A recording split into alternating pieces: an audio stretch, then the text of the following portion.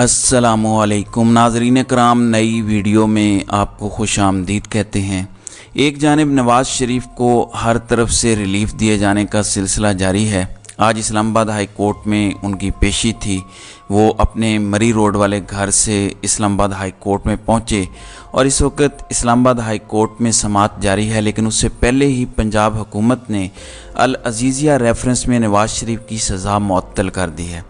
निगरान हुकूमत ने क्रिमिनल प्रोसीजर के सेक्शन 401 के तहत सज़ा मुअत्तल की है और 2019 में भी पंजाब हुकूमत ने इसी सेक्शन के तहत नवाज़ शरीफ की सज़ा मुअत्तल की थी। अब इस्लामाबाद हाई कोर्ट से ज़मानत मिले या ना मिले, नवाज़ शरीफ की गिरफ़्तारी किसी सूरत नहीं हो सकती। तो इंसाफ तो बढ़ गया है और नवाज़ शरीफ ने पंजाब हुकूमत को सज़ा मुअत्तल करने की दरख्वास्त दी थी। उस पर यह सब कुछ ऐन अचानक उस वक़्त किया गया जब इस्लामाबाद हाई कोर्ट में हेयरिंग जारी है। तो अब इनकी सज़ा मुअत्तली के बाद ज़मानत तो यकीनी है। इस्लामाबाद हाई कोर्ट कुछ ही देर में इस पर फ़ैसला दे देगी। लेकिन मैं इन एडवांस आपको बता रहा हूँ कि अब नवाज़ शरीफ को गिरफ़्तार नहीं किया जा सकता, नवाज़ शरीफ को जेल में नहीं डाला जा सकता। दूसरी जानिब 2 प्रोजेक्ट्स पर पैरेलल काम हो रहा है। हमारी इस्टेब्लिशमेंट, हमारी रियासत और रियासती मशीनरी सब इन 2 प्रोजेक्ट्स पर लगे हुए हैं और पैरेलल हो रहा है। अब इसमें कोई ढकी छुपी बात नहीं है। पहले तो होता था कि बंद कमरों में बैठ के बातें की जाती थी, खुफिया मुलाकातें की जाती थी कि किसी को पता ना चले, क्योंकि पॉलिटिकल इंजीनियरिंग और हमारी इस्टेब्लिशमेंट का पॉलिटिक्स में किरदार, सियासी उमूर में किरदार और सिविल मामलात में बहुत ज़्यादा इंटरफेरेंस को पसंद नहीं किया जाता और ना ही आइन इसकी इजाज़त देता है। इसलिए बड़े छुप छुपा के ये काम किए जाते थे, जैसे जनरल बाजवा ने किए थे। लेकिन आहिस्ता आहिस्ता अब चीज़ें सामने आना शुरू हो गई हैं। इसमें अब इंटेलिजेंस इदारे हैं, फिर ह्यूमन इंटेलिजेंस है, इसलिए बात बाहर आ ही जाती है। फिर सियासी जमातों में आपस में मुखासमत बहुत है, वहाँ से भी चीज़ें निकलना शुरू हो जाती हैं और अब भी ख़बरें बाहर आ रही हैं और एक प्रोजेक्ट पर काम हो रहा है। जैसा कि आपके इल्म में है कि नवाज़ शरीफ को एक ब्लैंक ऑर्डर उनके लिए जारी किया गया है। अब पंजाब हुकूमत की जानिब से एक तो उनकी अल अजीज़िया में जो सज़ा है उसे मुअत्तल किया गया है और एक और ऐसा ऑर्डर है जिसकी कोई हद नहीं है। ऑर्डर ये है कि नवाज़ शरीफ को प्रोमोट करना है। ये कौमी ज़राए अबलाग मीडिया को कहा जा रहा है, अखबारात को कहा जा रहा है कि ख़बरदार अगर नवाज़ शरीफ के बारे में कोई एंटी या मनफी खबर शाये की, उनको प्रोमोट करना है, उनकी इमेज बिल्डिंग करनी है। माजी को भूल जाएं कि हमने नवाज़ शरीफ के बारे में क्या कहा था, क्या नहीं कहा था, क्योंकि नवाज़ शरीफ जिस बिल्डिंग में मरी में इस वक्त क़याम पजीर हैं, ये वो बिल्डिंग है जहाँ पे मीडिया को बताया जाता था कि नवाज़ शरीफ वहाँ पर जाके बैठ गए हैं और वहाँ पे साजिशों के ताने बाने बुने जा रहे हैं। फिर सजन जंदाल आते थे और वो जाके मिलते थे और मीडिया को बताया जाता था कि वहाँ पे कौमी सलामती का मसला पैदा हो गया है और वहाँ पे बहुत ज़्यादा सौदा किया जा रहा है कौमी सलामती का, इसलिए हम तो बोल नहीं सकते, आप इस मामले को हाईलाइट करें। फिर मीडिया के गले खुश्क हो जाते थे बोल बोल के कि कौमी सलामती का मामला हो गया है, सिक्योरिटी मामलात पर ब्रीच हो गई है। लेकिन अब वही नवाज़ शरीफ और वही हमारी इस्टेब्लिशमेंट है और वहाँ बैठे हैं आराम से, सज़ा याफ्ता हैं, ये तो आपको मालूम है। लेकिन अब वो कह रहे हैं कि नवाज़ शरीफ को कबूल करना है, ना सिर्फ कबूल करना है, बाकी लोगों को भी कहना है कि अब दोबारा से बेवकूफ़ बनो। यही कायदे मोहतरम है, ये हमारे भी कायदे मोहतरम हैं, ये आपके भी कायदे मोहतरम हैं, बाकी सबको भूल जाएं, पीटीआई को, पीपल्स पार्टी को, ये सब ठीक नहीं है। आपने बस इसको नंबर 1 रखना है। अगर कोई टीवी पे आके एंकर ये ख़बर दे दे कि आइंदा के इलेक्शन रिज़ल्ट्स तैयार हो गए हैं, तो फिर उनको बुलाया जाता है, उनको तंबीह की जाती है कि ख़बरदार अगर आपने ये बात की, कोई ऐसा रिज़ल्ट तैयार नहीं हुआ। अब हफीज़ुल्लाह नियाज़ी, क्योंकि उनको भी टफ़ टाइम दिया गया, उनके बेटे को हसन नियाज़ी को गिरफ़्तार किया गया, तो उन्होंने भी बता दिया है कि नवाज़ शरीफ को ये सोच के लाया गया है कि ये हमारे वज़ीर आज़म हैं मुस्तकबिल के और 80 सीटें मुस्लिम लीग नवाज़ को देने के लिए अरेंजमेंट किया जा रहा है। इसके लिए पाकिस्तान तहरीक इंसाफ का कोई टिकट होल्डर नज़र भी आएगा तो उसको घुमा दिया जाएगा कि ख़बरदार अगर किसी ने कागज़ात नामज़दगी भी दाखिल करवाए। बहरहाल ये इंसानी प्लान है। जनरल परवेज़ मुशर्रफ को कब पता था कि वो कितने बड़े बड़े प्रोजेक्ट तरतीब दे रहे हैं। वो इस एनआरओ पर जो उन्होंने पीपल्स पार्टी को दिया था बहुत खुश थे। PMLN के साथ भी उनके मामला तय हुए थे कि अब हम मिलजुल कर चलेंगे। फिर हुआ क्या, वो आप सबके सामने है।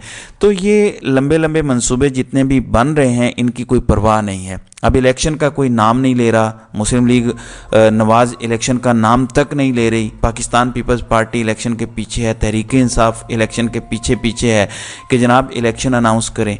और सुप्रीम कोर्ट में पटिशन भी दायर की हुई है, वहाँ पर भी सुप्रीम कोर्ट ने कह दिया है कि 90 दिन में तो इलेक्शन होना मुमकिन नहीं है।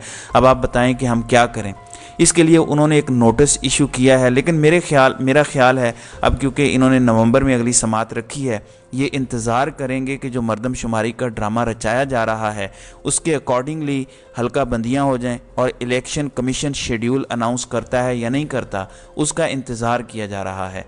लेकिन बिलावल भुट्टो दोबारा मैदान में आए हैं और उन्होंने कहा कि रातों रात इदारे जो न्यूट्रल होते थे, न्यूट्रल हमने होते देखे हैं, रातों रात इदारे न्यूट्रल कैसे होते हैं कि नवाज़ शरीफ को ले आओ, बाकी सबको फारिग कर दो, सबको मिटा दो, तो ये इदारे न्यूट्रल हो गए। बहरहाल आज नवाज़ शरीफ की हियरिंग इस वक्त इस्लामाबाद हाई कोर्ट में जारी है और उनको बड़ा सस्ता और बर वक्त इंसाफ मुहैया किया जा रहा है। पंजाब हुकूमत की जानिब से ऑलरेडी अल अजीज़िया रेफरेंस के ऊपर सज़ा मुअत्तल हो चुकी है, तो इनको अब ज़मानत मिलनी है। दूसरी जानिब इमरान खान की पटिशन लगी हुई है जेल ट्रायल के ख़िलाफ़, उन्होंने इंट्रा अपील फ़ाइल की है। पहले एक चीफ़ जस्टिस आमिर फ़ारूक ने सुना था और उन्होंने रिजेक्ट कर दिया था। उन्होंने कहा था कि जेल ट्रायल में कोई इशू नहीं है, जेल ट्रायल होना चाहिए। फिर जज अबुल हसनात से मुतालिक भी कहा था कि वो जज ठीक हैं। लेकिन अब इंट्रा कोर्ट अपील है, इसमें 2 रुकनी बेंच है, जस्टिस मियां गुल हसन औरंगज़ेब और जस्टिस सुमन रिफत इम्तियाज़, ये आज हेयरिंग करेंगी। ये साइफ़र से मुतालिक केस है कि इसका ट्रायल ओपन कोर्ट में किया जाए और ATC जज को ऑफिशियल सीक्रेट एक्ट अदालत का चार्ज देना भी गैर कानूनी है, इस पर भी इस्तदा की गई है। अब देखते हैं कि डिवीज़नल बेंच इमरान खान के साथ क्या सलूक करता है इस मामले में। थोड़ी सी हिम्मत इसलिए भी नाज़रीन कराम बंदी है कि कल जो सुप्रीम कोर्ट ने फैसला दिया है कि फ़ौजी अदालतों में सिविलियंस का ट्रायल नहीं हो सकता, उसे गैर आइनी और गैर कानूनी करार दिया है। उसके बाद काफ़ी परेशानी पाई जाती है। निगरान हुकूमत और इस निगरान हुकूमत को लाने वाले भी बहुत परेशान हैं कि ये सुप्रीम कोर्ट ने क्या कर दिया है, ये तो बहुत ही गंभीर मसला पैदा हो गया है। हालांकि सुप्रीम कोर्ट ने आइन के मुताबिक फ़ैसला दिया है और उसमें कोई ऐसा गैर आइनी इकदाम नहीं किया, लेकिन गवर्नमेंट ने जो हरकत की है और सुप्रीम कोर्ट को बताए बगैर और इजाज़त लिए बगैर खामोशी से फ़ौजी अदालतों में ट्रायल शुरू कर दिया। अगर ये सुप्रीम कोर्ट फ़ैसला ना देती और चीफ़ जस्टिस काजी फ़ायज़ ईसा इसकी अर्ली हेयरिंग मुकर्रर ना करते तो यकीन जाने अगले 2-3 दिनों के अंदर अंदर बहुत सारे लोगों को फ़ौजी अदालतों से सज़ाएँ दी जानी थीं। फिर उसके बाद नया एक कज़िया खड़ा हो जाना था, लिहाजा इसका बर वक्त इक़दाम किया गया और लार्जर बेंच ने भी बहुत मुस्तहसन इक़दाम किया और एक ही दिन में ये केस सुना और इसको निपटा दिया और हुक्म भी सादिर कर दिया, फ़ैसला भी सुना दिया। दूसरी जानिब मुस्लिम लीग नून को जलसों के लिए फ्री हैंड दे दिया गया है। रियासती सतह पे, हुकूमती सतह पे नवाज़ शरीफ के बारे में अहकामात मीडिया को जारी किए गए हैं कि आपने नवाज़ शरीफ के बारे में या PMLN के बारे में कोई बुरी खबर नहीं देनी। तो ये सिलसिला चल पड़ा है। अब लोग परेशान हैं कि क्या किया जाए। मीडिया परेशान है कि पहले कहा गया कि इमरान खान का नाम लेना बंद कर दिया जाए। अंदाज़ा करें, साबिक वज़ीर आज़म का नाम खुद उनकी अपनी पार्टी के वज़रा नहीं ले सकते, तो ये कैसा देश है, अजूबे की बात है। अब एक और नाम है वो भी नहीं ले सकते, वो है शहीद अरशद शरीफ का नाम।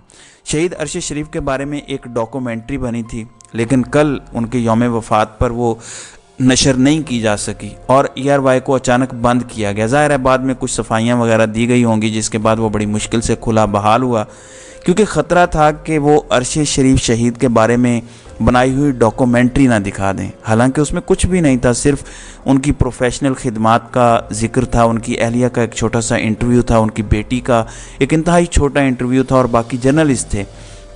जर्नलिस्ट में हामिद मीर थे, मालिक खान जो अब मालिक साहब थे, काशिफ अब्बासी और मारिया मेमन थी। उनका प्रोमो चला था लेकिन वो भी नहीं चलने दिया गया और इसाले सवाब के लिए कुरान खानी की खबर तक नहीं चलने दी गई। तो आप इससे अंदाज़ा लगा सकते हैं कि ये कैसा निज़ाम है और किस तरह उन तमाम आवाज़ों को जो आपको पसंद नहीं आती, अच्छी नहीं लगती, उनको बूटों की ताकत से दबाया गया। खैर अब देखते हैं, एक जानिब नवाज़ शरीफ को बड़ा रिलीफ मिलने जा रहा है या मिल चुका है, अब देखते हैं कि आइंदा आने वाले दिनों में इस हवाले से मज़ीद क्या होता है।